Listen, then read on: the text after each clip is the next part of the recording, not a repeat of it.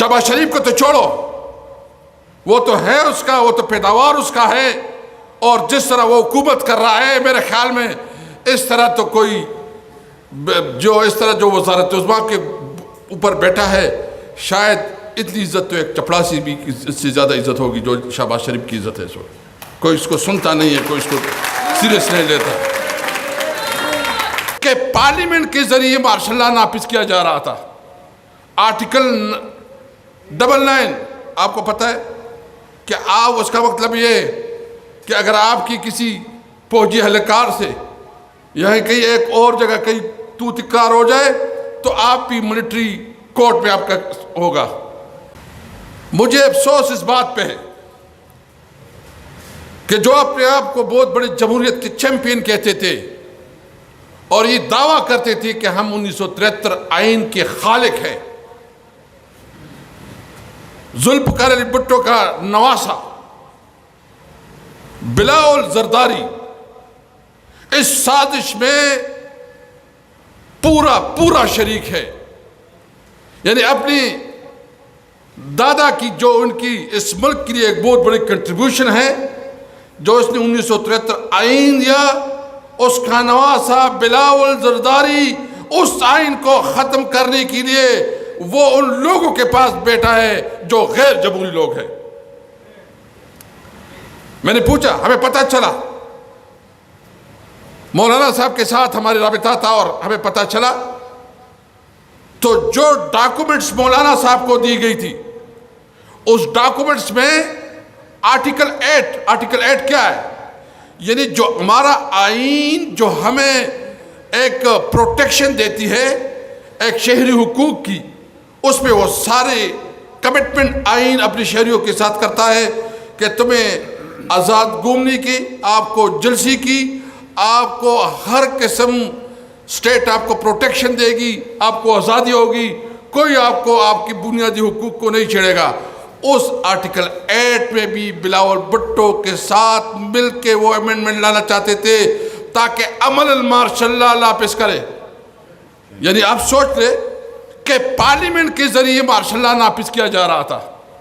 Article 99 آپ کو پتہ ہے کہ آپ اس کا مطلب یہ کہ اگر آپ کی کسی فوجی اہلکار سے یہاں کہیں ایک اور جگہ کہیں تو تکرار ہو جائے تو آپ بھی ملٹری کورٹ میں آپ کا ہوگا، یعنی پہلی دفعہ ٹرائل ہوگا، اور پہلی دفعہ یعنی ایک جمہوریت کہنے والے لوگ ملٹری کورٹ کی سپورٹ میں کہ سیویلین کی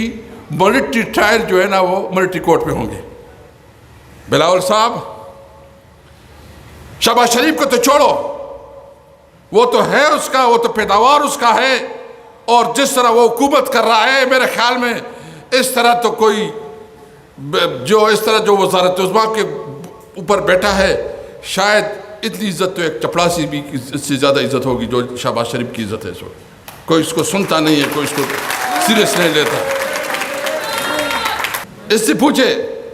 کہ اس طرح ایک آدمی جو اتنا کمزور ہے، ایک وزیر اعظم ہو کے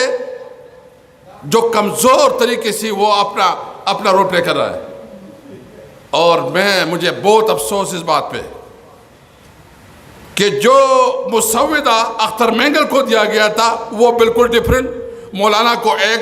مسودہ اور بلاول کے پاس اصلی مسودہ تھا۔ آپ یہ بتائیں کہ کیا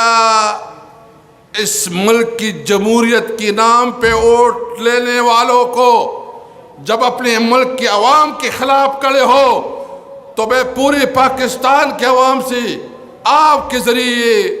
میں ریکویسٹ کرتا ہوں کہ آپ سوشل بائیکاٹ کریں، بلاول بھٹو کی سوشل بائیکاٹ کریں۔ وہ جو کچھ کہہ رہا ہے وہ بالکل جھوٹ بول رہا ہے، غلط بیان سے کام لے رہا ہے۔ بھائی ایک شہری کی حیثیت سے ہر ایک کا حق ہے کہ وہ پبلک میں جائے، وہ جلسے کرے، وہ اپنے اظہار جو ہے نا کھل کے کر سکے۔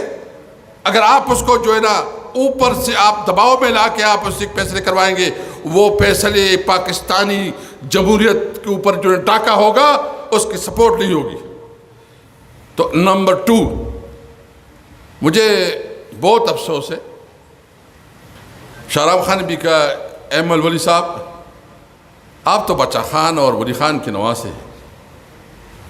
کیا آپ کی ضمیر؟ مجھے ابھی شاہ رام خان کہہ رہے تھے کہ ادھر جو ہے نا یہ سینٹ میں 4-5 جو ہمارے لیڈر ہیں جنہوں نے 1973 آئین بنایا ہے، ان کے مجسمے پڑے ہیں، جس میں ولی خان بھی ہے، جس میں ذوالفقار بھٹو بھی ہے، دیگر لیڈرشپ بھی ہے۔ تو آج ان کے نواسے جمہوریت کی چیمپئن، اس کے دادا جو ہے ان کے وہ جمہوریت کی چیمپئن ہیں، اس کے نواسے جمہوریت کو ختم کرنے کے لیے 2 پیسے کی بنیاد پہ، زر اور دباؤ کی بنیاد پہ ان کی اس ساری جدوجہد کو ملیامیٹ کر رہے ہیں۔ آپ کے ساتھ یہ وعدہ ہے انشاءاللہ تعالی کہ اس ملک کی جمہوریت کے لیے، پاکستان میں آئین کی حکمرانی کے لیے، پاکستان میں آئین کی سپریمیسی کے لیے، پاکستان میں آزاد عدلیہ کے لیے، پاکستان میں سویلین سپریمیسی کے لیے اور جینون صحیح نمائندہ پارلیمنٹ کو مضبوط کرنے کے لیے ہم اپنی جدوجہد جاری رکھیں گے انشاءاللہ تعالی، تاکہ عوام کے صحیح نمائندے پارلیمنٹ میں بیٹھے ہو، فارم 47 کے نہیں۔